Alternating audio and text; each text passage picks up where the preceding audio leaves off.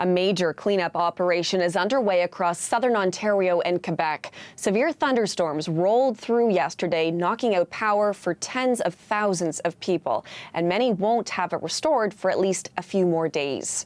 Hydro officials say the damage to transmission lines is extensive, and it may take even longer to restore power in other hard-hit areas. The storms killed at least 7 people in Ontario and 1 person in Quebec. Homes and vehicles were damaged, and neighborhoods remain littered with downed trees and branches. CBC's Chris Ensing has more from Windsor.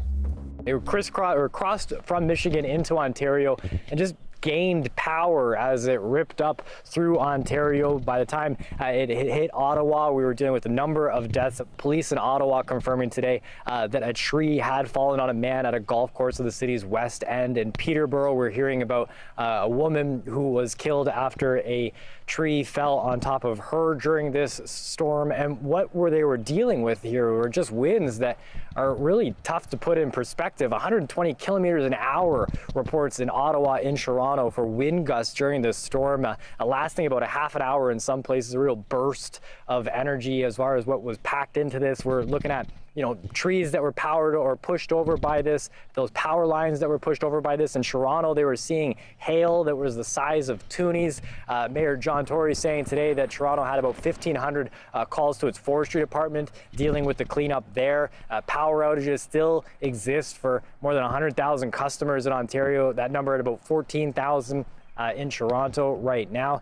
And when we look at what's happening as far as making things available for people, Ottawa says that it's set up a couple of shelters to make sure that people have access to a place where they can charge their phones, get those emergency devices ready to go as they look forward to what could be a long time before power is restored. The mayor also saying that they're going to have officials in those areas hardest hit. We have crews out. Police have been going to affected areas to make sure there's no problems with vandalism or theft or so on. We also have the fire department going into those hard-hit areas, knocking on doors to make sure people are okay. If they need any help, for instance, if someone's oxygen system is reliant on electricity, obviously the paramedics will be there to help them. You heard him talk about firefighters. The fire department in Ottawa confirming that they built a shelter to temporarily house animals that were trapped during this storm. The police saying a barn was destroyed in the area.